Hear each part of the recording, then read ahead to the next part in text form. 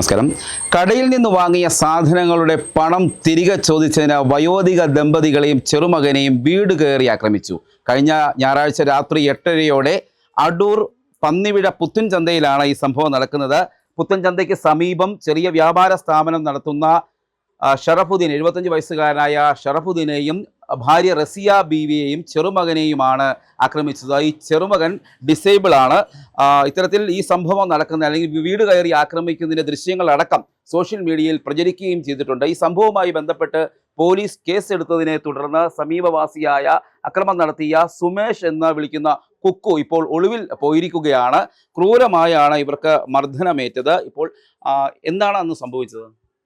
രാവിലെ ഇതിലെ പോയപ്പം ഭർത്താവ് ചോദിച്ചു പൈസ കൊണ്ടുതരാൻ. അന്നേരം പറഞ്ഞു അടൂർ പോയിട്ട് വരട്ടെന്ന് പറഞ്ഞു. അടൂർ പോയിട്ട് 8:30 ആകുമ്പോൾ വന്നത്. ഞങ്ങളിവിടെ ടി വി കണ്ടുകൊണ്ടിരിക്കുകയായിരുന്നു. 8 കയറി വന്നിട്ട് ഇവിടെ ചെരുപ്പല ഊരിയിട്ട് പൈസ കൊണ്ടിട്ട് ഞാൻ എന്തുവാടാ, ഞാൻ ഇപ്പോൾ അവിടെ നിൽക്കാൻ പറഞ്ഞു. നിൽക്കത്തില്ല എന്ന് പറഞ്ഞാൽ ആ കല്ലെടുത്തുകൊണ്ട് വന്നിട്ട് ഇവിടെ അടിച്ച് ഇവിടെ കയറി പിടിച്ച് നാട്ടിയൊക്കെ കയറി പിന്നെ കയറി വന്നു. ഞാൻ അന്നേരം ഞങ്ങളുടെ ഭർത്താവ് ചോദിച്ചു എന്തുവാടാ നീ ചെയ്യുന്നത് പറഞ്ഞ് ചീത്ത വിളിച്ചു. പിന്നെ ഇവിടെ ഇങ്ങനെ ഇവിടെ നിൽക്കുമായിരുന്നു. പിടിച്ച് എള്ളിയും ആ കട്ട കൊണ്ട് ഇടിക്കുകയും വെള്ളയ്ക്കൊക്കെ അടിക്കുകയൊക്കെ ചെയ്തു. പിന്നെ കുഞ്ഞ് കയറി വന്നു. കുഞ്ഞിനെ അടിക്കുകയൊക്കെ ചെയ്തു. ശരി, ഇത് ഒരുപാട് പണം നൽകാനുണ്ട്. ഇത് എത്ര രൂപ നൽകാനുണ്ടായിരുന്നു? 3000. പറ്റി തീർത്തില്ല. ഇല്ല, 1000 തന്നു. സ്ഥിരം ആയിട്ട് കട ഇവിടെ വന്ന് സാധനം വാങ്ങിക്കുന്ന ആളാണ്? വരത്തില്ല, ഒരു വർഷത്തിന് മുമ്പ് ഒരുപാട്. പിന്നെ ആ പൈസ അങ്ങനെ കിടന്ന് ചോദിച്ചു 1000 500 ഒക്കെ തന്ന് 7000 ആയിരുന്നു, ബാക്കി തന്നായിരുന്നു. ഇതിന് നമ്മൾ കള്ളം പറയുന്നത്. പിന്നെ അത് ചോദിച്ചപ്പോഴാണ് പുള്ളി പ്രകോപിതനായത്. എന്താണ് ചെയ്തത്? ഇവിടെ വന്ന് ചീത്ത വിളിച്ചോണ്ട് ഇവിടെ കയറി വന്നിട്ട് 500 രൂപ എന്നോട്ട് എടുത്ത് ഞങ്ങളുടെ ദേഹത്തോട്ട് എറിഞ്ഞിട്ട് പറഞ്ഞു എന്നാ നിന്റെ പൈസ. അങ്ങനെ ഇങ്ങനെ അങ്ങ് ചീത്ത വിളിയും തുടങ്ങി. ഞാൻ പറഞ്ഞടാ ഇറങ്ങിപ്പോടാ, നിന്റെ പാട്ട് പറയാൻ കേൾക്കത്തില്ല, എന്താ പറഞ്ഞാലും കേൾക്കത്തില്ല. മൊത്തം അങ്ങ് ചീത്ത വിളിക്കുക അമ്മയച്ച അങ്ങനെ ഞാൻ പറഞ്ഞ ഇറങ്ങിപ്പോടാന്ന് പറഞ്ഞു. എൻ്റെ വീട്ടിൽ നിന്ന് ഇറങ്ങിപ്പോടാന്ന് പറഞ്ഞു. അവൻ പോകത്തില്ല. ഒടുക്കം അവന് ചീത്ത പറഞ്ഞിട്ട് ഈ കല്ലും എടുത്ത് ഇടിച്ചിട്ട് അവൻ അങ്ങോട്ട് ഇറങ്ങി. ഒരു ബൈക്കുകാരൻ വന്നു. ആ ബൈക്കുകാരൻ അവനെ അറിയുന്ന. അവൻ വിളിച്ചപ്പം പാടാന്ന് പറഞ്ഞ് അവൻ കയറാൻ ചെന്നവൻ ആ ബൈക്കിൽ നിന്ന് ഇറങ്ങി വന്ന് എന്നെ അടിക്കുകയൊക്കെ ചെയ്തിട്ട് അവന് പോയി. അന്നേരം ആ ബൈക്കുകാരൻ അങ്ങ് പോയി. അസുഖമുള്ള ആളാണ്, ശ്വാസം മുട്ടുണ്ട്. ഇത്രയും മറുപടി ശ്വാസം ആശുപത്രി കൊണ്ടുപോയി മെമ്പറും രണ്ടുപേരും വന്ന് ഞങ്ങളുടെ മോനും കൂടെ വന്ന് എന്നെ ആശുപത്രി കൊണ്ടുപോയി. ഡോക്ടർ പറഞ്ഞു മുറിവും ചതവൊന്നുമില്ല, അതുകൊണ്ട് ഡിസ്ചാർജ് ആക്കണ്ട.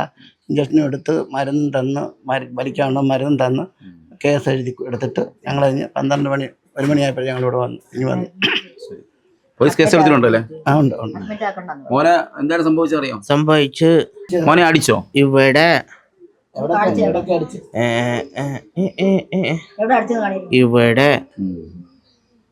ശരി, ഏതായാലും ഈ സംഭവവുമായി ബന്ധപ്പെട്ട് സമീപവാസിയായ സുമേഷ് എന്നയാൾക്കെതിരെ പോലീസ് കേസെടുത്തിട്ടുണ്ട്.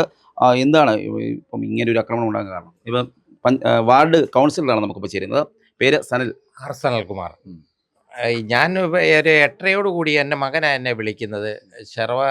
ബാപ്പാച്ചിയെ കുക്കു കയറി വീട് കയറി ബാപ്പച്ചിയെ ആക്രമിക്കുന്നു. ബാപ്പച്ചി ആക്രമിക്കുക മാത്രമല്ല, ബാപ്പച്ചിയെ ഒരു കട്ട വെച്ച് ഇടിച്ച് മയക്കി അവിടെ ഇട്ടേക്കുന്നു. ബാപ്പച്ചി മരിച്ചെന്നാവും തോന്നുന്നത്.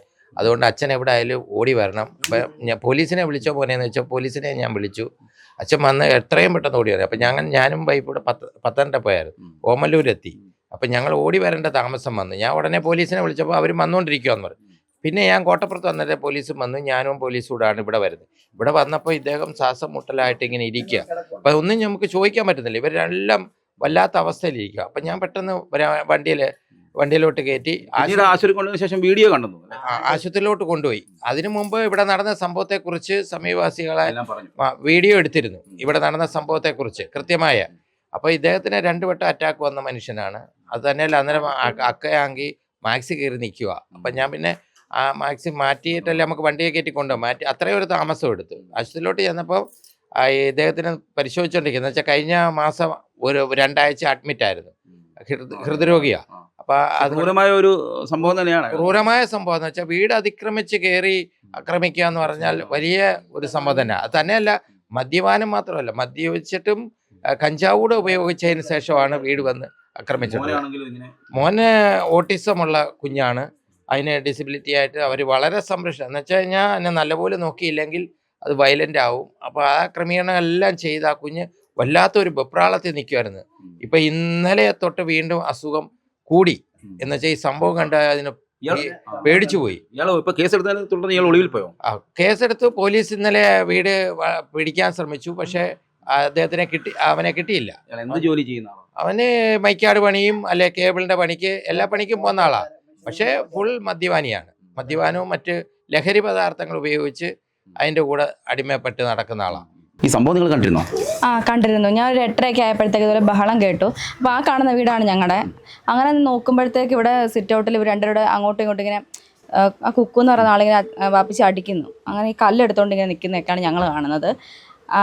അങ്ങനെ അനിയത്തിയും അമ്മയാണ് അവർ. കണ്ടു? ഞങ്ങൾ എല്ലാവരും ഈ റോഡിൽ നിൽപ്പുണ്ട്. നമ്മളുണ്ട് അത് തന്നെ വീട്. അപ്പൊ ഈ ബഹളം ഇവിടെ എന്ത് പ്രശ്നം ഉണ്ടെങ്കിൽ നമ്മൾ തന്നെയാണ് ഇങ്ങോട്ട് വരുന്നത് ഓടി. അപ്പൊ നമ്മളിവിടെ നിന്നപ്പോ ഇവിടെ വഴക്ക് കിടക്കുന്നു. അടിച്ചപ്പോ നമ്മൾ ചാടി വന്ന് നമുക്ക് കൂടുതലൊന്നും ചെയ്യാൻ പോകാൻ പറഞ്ഞിട്ട് അവൻ ഇറങ്ങി പോകത്തില്ല. അവൻ പിന്നെയും തിരിഞ്ഞ് ഇന്ന് ചീത്ത വിളിക്കുക. പ്രായമായ ആളുകളാണ്. വയ്യാത്തൊരു മോനും ഉണ്ടല്ലോ. നിങ്ങൾ കണ്ടിട്ട് എന്ത് തോന്നിയപ്പോ? എന്താ ചെയ്യാ, നമ്മള് പിന്നെ അവരെയൊക്കെ ചേച്ചി ഗൾഫിലാ. ചേച്ചി വിളിച്ചു പറഞ്ഞു ഇവിടെ പ്രശ്നമാണെന്ന് പറഞ്ഞു. പിന്നെ അപ്പോഴത്തെ മെമ്പർ വന്നു. ആ സ്പോട്ടിൽ തന്നെ വന്നു. പിന്നെ ഒരു ഹോസ്പിറ്റലിൽ പോയി. നമുക്ക് കുഞ്ഞുങ്ങളുണ്ടായിട്ട് കൂടെ ഒന്നും പോകാൻ ഭീകരാന്തരീക്ഷമായിരുന്നു ഈ സമയത്ത്. ആരും ഇല്ലാതായി പോയി ഇവിടെ. നമുക്ക് ആണുങ്ങളായിട്ട് അവിടെ അച്ഛൻ മരിച്ചു. അതിനകത്ത് പിടിയും വലിയ ഉണ്ടായാൽ തന്നെ ഒന്നും ചെയ്യാൻ പറ്റാത്തൊരു കുഞ്ഞാത്.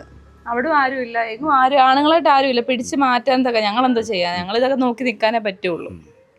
അയാൾക്കെതിരെ നിയമ നടപടി സ്വീകരിക്കുന്ന ആവശ്യമാണ് നാട്ടുകാർക്കൊക്കെ ഉള്ളതല്ലേ? അതെ, വീഡിയോ കണ്ടവർക്കൊക്കെ തന്നെ. എന്താണ് പറയാ? മുൻ മെമ്പറാണല്ലേ? എനിക്ക് പ്രത്യേകിച്ചൊന്നും പറയാനില്ല. ഇങ്ങനെ തെറ്റ് കാണിക്കുന്നവരെ ശിക്ഷിക്കുക, അത്രേ ഉള്ളൂ എനിക്ക് പറയാൻ. എങ്ങനെയും പെട്ടെന്ന് അവനെ പിടിച്ച് പോലീസുകാർ അവരുടെ ഡ്യൂട്ടി നിർവഹിക്കുക, അത്രേ ഉള്ളൂ എനിക്ക് പറയാൻ. ഈ വീടിനോട് ചേർന്ന് ചെറിയൊരു പലചരക്ക് കട നടത്തുന്ന ആളാണ് ഷറഫുദ്ദീൻ. അദ്ദേഹത്തിന് കഴിഞ്ഞ കുറേ വർഷങ്ങളായി അദ്ദേഹം ഈ പണം നൽകുന്നില്ല, സാധനങ്ങളൊക്കെ വാങ്ങിയതിൻ്റെ തുക തിരികെ നൽകുന്നില്ല. അതേ തുടർന്ന് ചോദിച്ചു.